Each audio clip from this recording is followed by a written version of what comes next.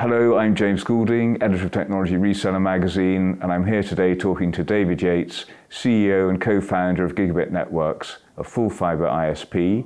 We're going to be talking about the company and the opportunities for the channel. David, good to have you here. Great to be here, James. Thanks very much for having me.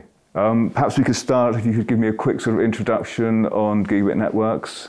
Yeah, where do you want me to start? Right at the beginning? Yeah, well, Gigabit Networks, as you say, is a full-fibre ISP. We're headquartered in Leicester in the Midlands, and that was where we initially started. That was our initial region.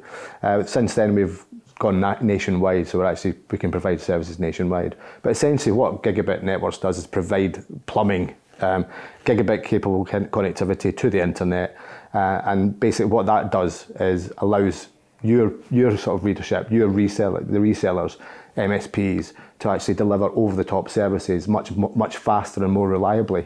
One of the things, obviously, what that does is it improves customer service because you get less support calls. Because most of the support calls you get are because the internet has gone down, not because of your product. Very good. And you started out in the Midlands, and who are your connectivity sort of partners? Okay, so we aggregate a number of different altnets together, and we've just recently onboarded Openreach as well, so we've got quite a large footprint. But initially we started in Leicester, Nottingham and Derby. That was our three key cities, and we launched the product with CityFibre. We became the CityFibre City Champions for those three cities.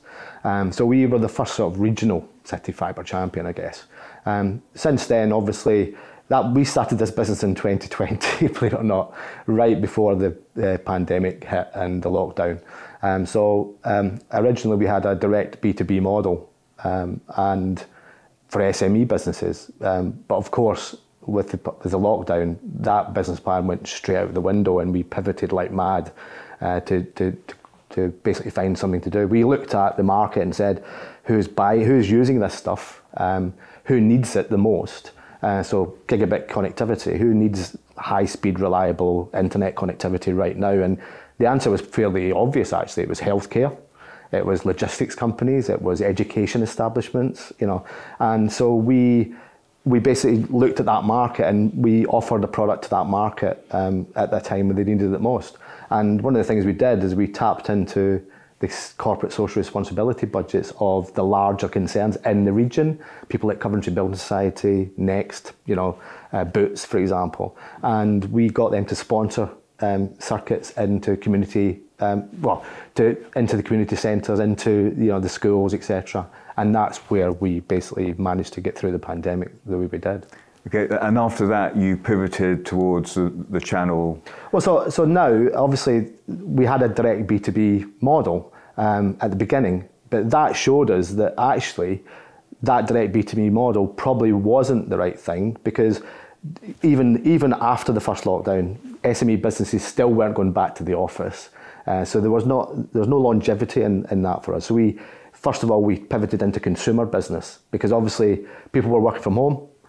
More people needed better quality internet, and we served that demand essentially. So we started delivering consumer services. Off the back of that, obviously, we then realised that the channel was probably the way to actually attract the B2B customers. So whilst we still have larger, I would call them enterprise class clients, people like the NHS in Leicestershire, for example, we see most of our business now coming via channel partners. And we want to get to 80% of our B2B business, or B2B2B business, to come via the channel. And so what sort of benefits do you offer the channel? What are your sort of USPs for them? Well, I think we are, like, there's lots of large concerns out there who provide connectivity. We provide connectivity. It's plumbing. It's fairly, it goes in, it works, it's great. And so we get the likes of Giacom. Giacom are a very large player in the market. We don't necessarily compete with those guys, because they've got a large number of partners, resellers if you like, and they're very transactional. We don't want to be necessarily transactional with our partners. We want to work with our partners, and we call them partners. And there's not a one-size-fits-all here. So we don't pigeonhole them into a bronze, silver, gold partner. There is no such thing as that. What we do is we like to sit down with our partners and say, what are your ambitions? Where do you want to get to, and how can we help you get there? So some of the things which you'll get from us, which you may not get from the likes of the Gamma or the Geocoms of this world, is almost bespoke marketing support. Okay, so what do you want to do? Do you want to do a door knocking campaign? Well, we can probably find people to help you do that and actually provide you the collateral to do it also. Do you want to do direct mail, or do you want to do a digital campaign? So we've got expertise in-house in Gigabit that will help you do that. So you don't need to have the expertise. You don't need to employ an agency. We can actually help you achieve that. And we've had some really good success with some of our smaller partners in particular. Yeah. So, and do partners come to you having worked with a different ISP before, or are they sort of new? Well, I think a lot of we found great success amongst the smaller, I'd call it smaller telecoms resellers. So people who maybe just want to be more than a number. Okay, so they want to extend their business, want to expand their business and grow their business, and we can help them do that. So they may have they've bought from other people before. They were bought from Gamma, Geocom, or whoever it is, but they are looking for a different kind of product or a different kind of service overlay, I guess, and I think that's what we can deliver to them. And then you've got the partners who come to us who maybe haven't had connectivity as a major part of their portfolio. It's been provided as part of an overall package. And those guys are the smaller MSPs, people that are providing those over-the-top services, whether it's cloud services, voice, IT support, whatever it is. But essentially what we can provide them is that faster, more reliable infrastructure, fibre infrastructure, which essentially means less support calls, a better customer experience. And how have you grown since 2020?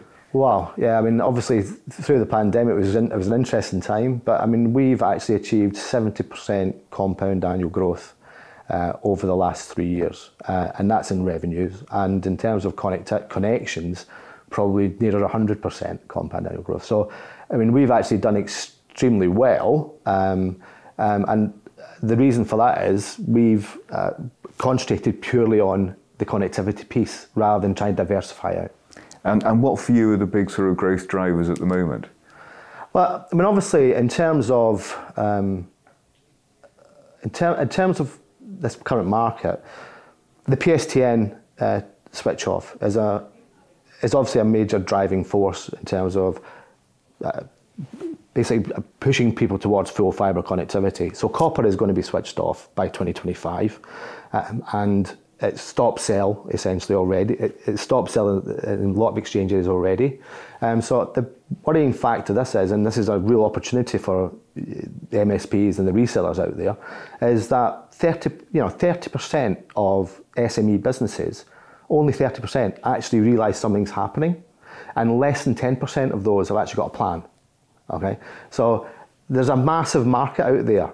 60-70% of SME business out there don't actually know what's happening. So we need to educate that base, and there's a huge opportunity for connectivity refresh into that base. So I think that's a major thing driving the market at this moment in time. Obviously, the other thing that's driving the market is the full fibre rollout. So Project Gigabit from the government, great, fantastic. £4 billion worth of additional investment for rural areas in particular. You've also got the large altnets like CityFibre and so on, who are building out to millions of homes. They're not catching as many businesses as they should, though, and that's one of the things. That's probably one of the challenges which is facing us at this moment in time. Why is that?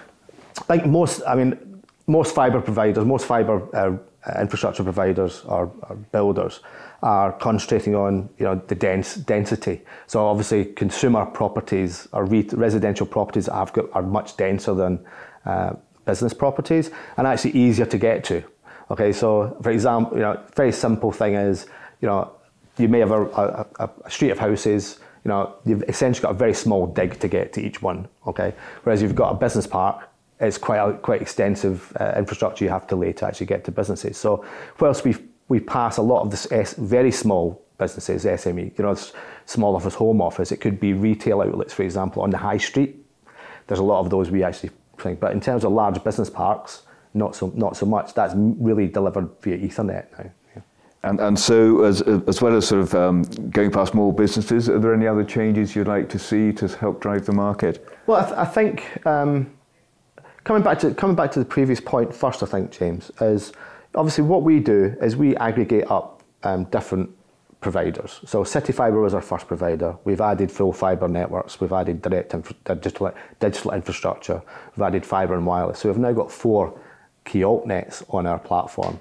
Those altnets deliver approximately 70,000 business customers, okay, on full fibre, FTTP essentially, okay. We've just recently onboarded Openreach, which adds another 300,000 to 400,000 business properties. So our footprint is growing all the time, and you know we're only going to expand that. So we'll be adding more altnets to get more coverage across the UK. On top of that, our Ethernet capability, we're now covering about 170,000 business premises with Ethernet. So that's, we haven't connected them all, but that's availability to us. So we've got quite a large footprint for resellers to sell into at this moment in time.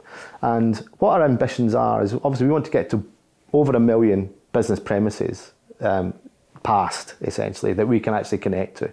If we get to that, and we hopefully get to that within the next sort of 12 months, then we've got a fantastic footprint for resellers to actually enjoy.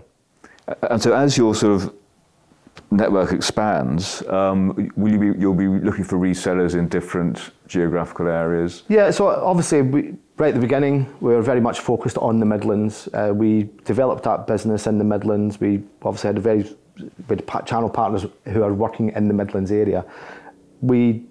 I think I'd love to say that we delighted them so much that we decided to take it national, and we kind of joke about that, but actually that's kind of what happened in its essence. So we decided to take that footprint and go national with it. So we now have a national footprint, so we can sell across the UK, and we are looking for channel partners wherever they are, essentially, and looking for those now. And what are some of your other priorities for 2024?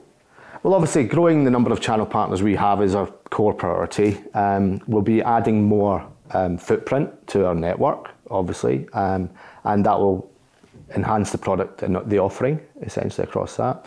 We're looking at new services, okay? So one of the things which anybody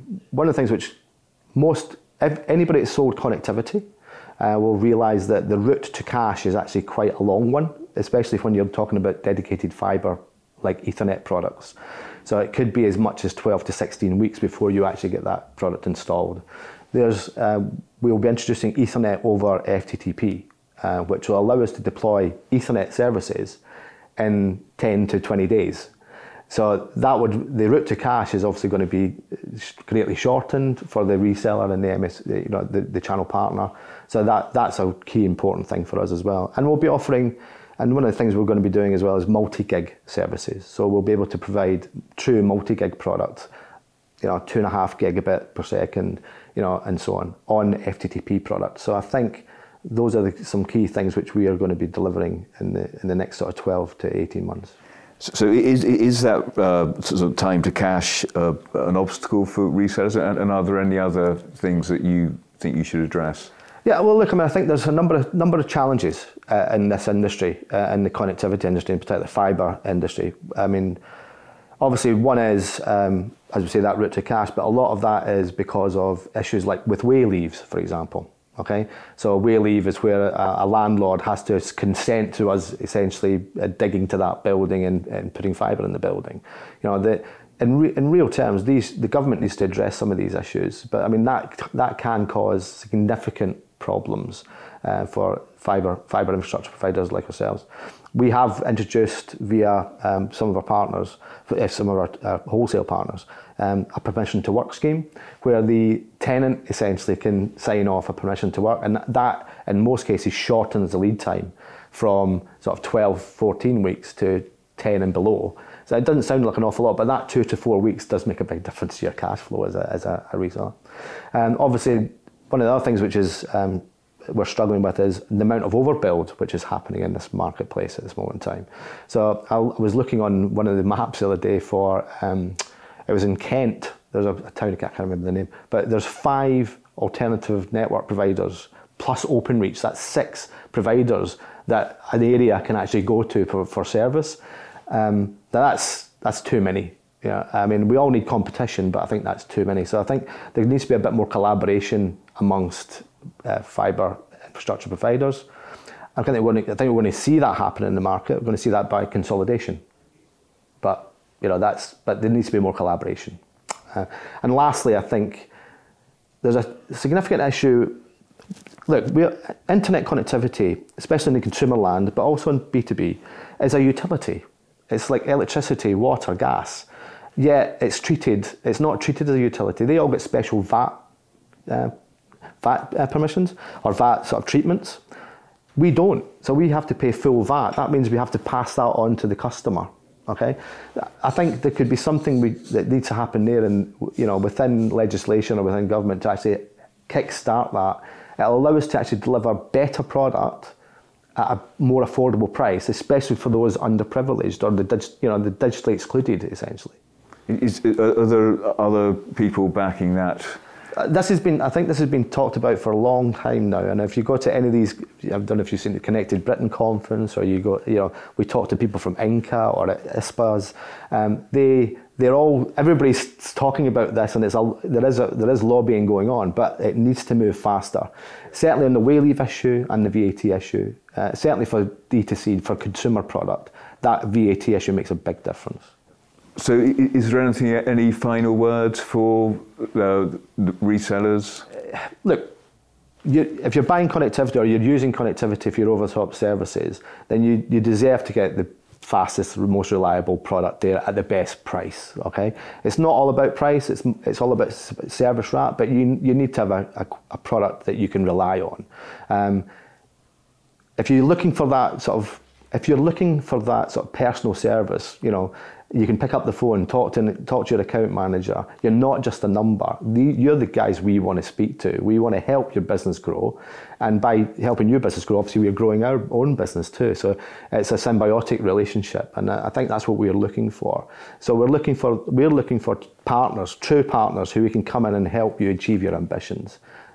That's what we're looking for. Well, David, thank you very much for those comments. Very interesting. I know a lot more now than I did at the beginning of the conversation. And clearly you've got a lot happening next year, and a lot that's going to be of interest to our readers. Lots of opportunities in full fibre. So, David, thank you very much for coming in. You're welcome. Thanks for having me, James.